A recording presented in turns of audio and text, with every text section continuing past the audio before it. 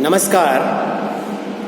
आज के इस वीडियो में मैं आपके सामने सच्चिदानंद हीरानंद वात्स्यायन अज्ञेय की कविता की विशेषताओं पर बातचीत करूंगा। अज्ञेय हिंदी साहित्य में एक बहुआयामी व्यक्तित्व के रूप में उभरकर हमारे सामने आते हैं। छायावादोत्तर कवि के रूप में उन्होंने ख्याति उपलब्ध की। तार सप्तक के संपादन में एक नई काव्यधारा का उन्होंने प्रणयन किया और इस काव्यधारा को उन्होंने नाम दिया प्रयोगवाद।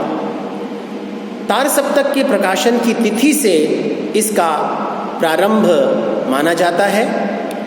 अज्ञेय ने प्रथम तार सप्तक की भूमिका में इस नूतन काव्यधारा की वकालत करते हुए कविता के विषय में अपनी मान्यताओं को हिंदी जगत के सामने रखा। इसीलिए वे हिंदी कविता को एक नया मार्ग प्रदान करने वाले या ये कहें कि एक नया मोड़ देने वाले कवि माने जाते हैं। अज्ञेय ने केवल प्रयोगवादी नूतन काव्यधारा के यशस्वी कवि के रूप में ही ख्याति नहीं पाई, बल्कि इस धारा के कवियों को पाठकों के समक्ष लाने वाले, उन्हें नूतनता की ओर प्रेरित करने वाले, उनके लिए काव्य की एक नई आधार भूमि तैयार करने वाले, उनकी मान्यताओं को हिंदी जगत में रखने वाले एक कवि के रूप में भी प्रसिद्धि पाई। छायावाद और प्रगतिवाद पर आक्रमण करके नूतन और नूतन शिल्प दृष्टि, साथ ही नूतन वस्तु दृष्टि से संपन्न इस नूतन प्रयोगवादी काव्यधारा का उन्होंने प्रणयन किया। अज्ञेय के काव्य में संवेदनशीलता और बौद्धिकता का एक अनूठा संतुलन देखा जा सकता है। अपने काव्य में बौद्धिकता, व्यंग, नए उपमान, नए प्रतीक, बिंब और मुक्त छंद आदि को उन्होंने बड़े सहेज कर प्रस्तुत किया। उनकी कविता में प्रमुख रूप से कुछ विशेषताएं ऐसी हैं जो कि अन्य कवियों के काव्य में दिखाई नहीं पड़ती। सर्वप्रथम अज्ञेय के काव्य का जो श्री गणेश होता है वो प्रणय की टीस के साथ होता है। प्रणय के वासनात्मक रूप को ही वे महत्व देते हैं। इसलिए उन्होंने संयोग के क्षणों की उन्मादक स्थिति और वियोग के क्षणों की विरह व्यथा और तड़पन दोनों को अत्यधिक प्रवीणता के साथ चित्रित किया। प्रेम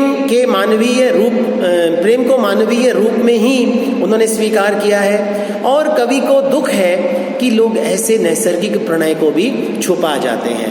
वे कहते हैं, हाय तुम्हारी नैसर्गिकता, मानव नियम निराला है, वह तो अपने ही अपना प्रणय छिपाने वाला है। क्षणाभूति की बात करें तो अज्ञेय की दृष्टि में एक क्षण का भी बहुत महत्व है। क्षण क्षण से ही जीवन और दिन अपनी अंतिम गति को प्राप्त होते हैं। इसलिए वे वर्तमान क्षण को ज्यादा मूल्यवान मानते हैं और उसे व्यर्थ कल की चिंता में गंवाना नहीं चाहते। उनका कहना है, फूल को प्यार करो, झरे तो झर जाने दो, जीवन का रस लो, देह मन आत्मा की रचना से, पर जो मरे उसे मर जाने दो। और वे कहते भी हैं एक अन्य कविता में कि नहीं बांध कर रखा जा सकता, छोटा सा पलछिन, चल डोले पर चढ़ी जा रही काल की दुल्हन। सौंदर्य बोध की यदि बात करें तो उन्होंने प्रणय और सौंदर्य दोनों को कविता में अपनी साध कर रखा है। प्रणय भावनाओं में सौंदर्य बोध भी स्पष्ट होता आया है। सौंदर्याभिव्यक्ति में पुरानी उपमाओं का भी प्रयोग नहीं करते। उनकी सौंदर्यानुभूति में नवीन पद्धति को अपनाया गया है। जैसे अगर मैं ये कहूँ, बिछली घास हो तुम, लहलहाती हवा में कलंगी, छरहरी बाजरे की। इस प्रकार के प्रणय के और सौंदर्य के नए नए प्रतिमान उन्होंने स्थापित किए। बाजरे की कलगी में भी उन्हें सौंदर्य दिखाई पड़ रहा है। इसी प्रकार से आध्यात्मिकता की यदि बात करें तो जीवन की कुंठाओं और विषमताओं को अपनी कविताओं में भी वर्णित करते हैं।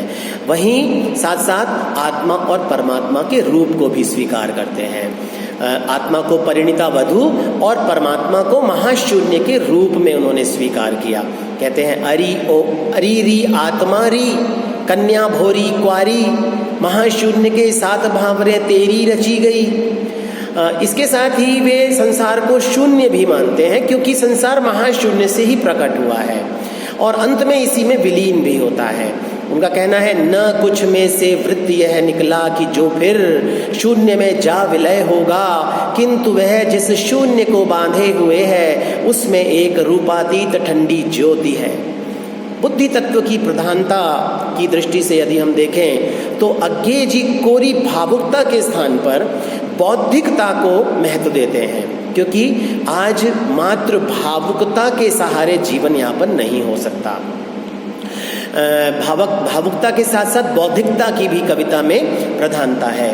इसका यह अर्थ नहीं कि कोरी बौद्धिकता ही उनकी कविताओं में देखी जा सकती है। उनमें संवेदनशीलता और बौद्धिकता का एक स्वस्थ संतुलन दिखाई पड़ता है।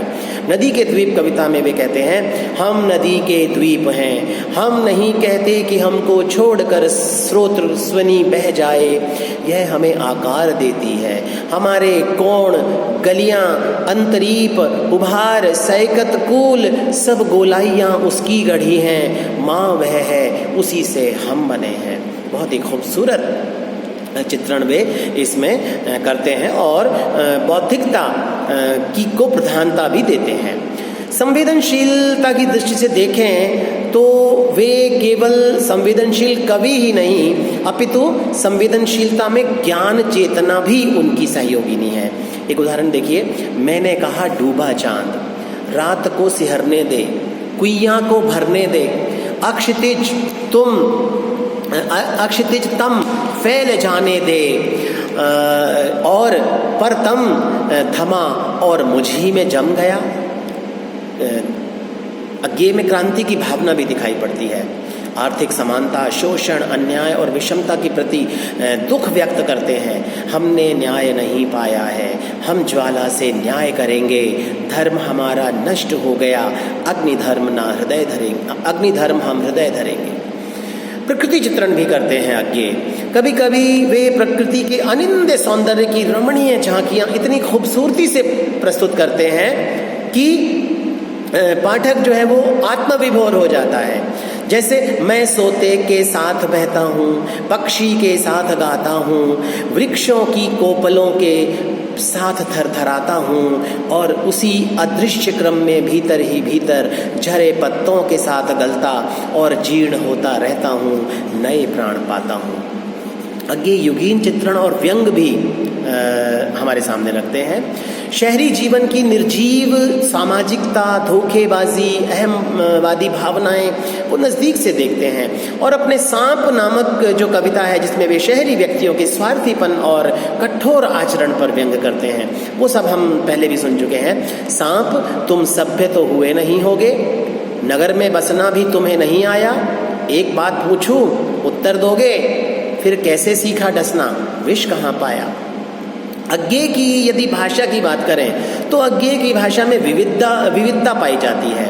उनके काव्य में शुद्ध साहित्यिक खड़ी बोली का प्रयोग हुआ, लेकिन कहीं कहीं पर बहुत आसान, बहुत सरल, बहुत सुबोध और तद्भव शब्द प्रधान सीधी सादी भाषा का भी वे प्रयोग करते हैं। देशज शब्दावली, ग्राम्य शब्दावली, इसके साथ साथ नूतन और नवीन पदावली का प्रयोग भी वे करते हैं। अपनी भाषा में अंग्रेजी के लोक प्रचलित शब्दों को उन्होंने स्थान दिया है और कहीं कहीं नए नए प्रयोगों के बाद भी कवि की भाषा कृत्रिम, अस्वाभाविक और दुरूह सी दिखाई पड़ती है। लाक्षणिकता और प्रतीक योजना में वे बड़े सिद्धहस्त थे। साथ साथ वे लाक्षणिकता लाने के लिए मुहावरे और लोकोक्तियों का प्रयोग भी अपनी कविता में करते हैं। अभिधेयार्थ से भिन्न लक्ष्यार्थ की द्योतक पदावली का वे प्रयोग करते हैं। नए नए प्रतीकों का उन्होंने प्रयोग किया। 3 वर्गों में हम उनके द्वारा प्रयोग किए गए प्रतीकों को विभाजित कर सकते हैं। पहले वर्ग में वे प्रतीक आएंगे जिनका संबंध कवि के निजी जीवन से है, जिन्हें हम आत्म प्रतीक कह सकते हैं। दूसरे वर्ग में वे प्रतीक आएंगे जिनका प्रयोग कवि ने अपनी प्रेम भावना में किया है, उन्हें हम प्रेम प्रतीक कह सकते हैं या प्रेम संबंधी प्रतीक कह सकते हैं। और तीसरे वर्ग में सांस्कृतिक प्रतीक आएंगे जिनका संबंध कवि की ऐतिहासिक, वैज्ञानिक, आध्यात्मिक और सांस्कृतिक विचारधारा से है। बिंबों की यदि बात करें तो विविध प्रकार के बिंबों से उन्होंने अपनी कविता को सजाया। इंद्रिय बिंब, वस्तुपरक बिंब, भाव बिंब, आध्यात्मिक बिंब, ये सारे के सारे बिंब उन्होंने बड़े औचित्यपूर्णता से अपनी कविता में प्रयुक्त किए। एक आध्यात्मिक बिंब का उदाहरण मैं आपके सामने रखूंगा कि दूरवासी मीत मेरे, दूरवासी मीत मेरे, पहुँच क्या तुम तक सकेंगे कांपते ये गीत मेरे। बहुत ही खूबसूरत चित्रण वे इस आध्यात्मिक बिंब का करते हैं। छंद विधान की दृष्टि से देखें तो पहले तो उन्होंने अपनी अधिकांश कविताएं वर्णिक और मात्रिक छंदों में रची, लेकिन धीरे धीरे छंद का प्रयोग उनकी विचारधारा के माध्यम से उनकी विचारधारा भी परिवर्तित हुई और उन्होंने अपने स्वतंत्र विचारों को व्यक्त करने के लिए मुक्त छंद अपनाया, जो बाद में उनके काव्य में बहुत ही सहज रूप में हमें दिखाई पड़ा। इस प्रकार से हम देख सकते हैं कि अज्ञेय ने प्रयोगशील नूतन काव्यधारा के प्रवर्तक होने के कारण नूतन विषयों को स्वतंत्रता पूर्वक अपनी कविता में स्थान दिया और उसे नूतन उपकरणों से सजाया और नई धारा के कवियों को भी प्रेरित किया। बहुत बहुत धन्यवाद।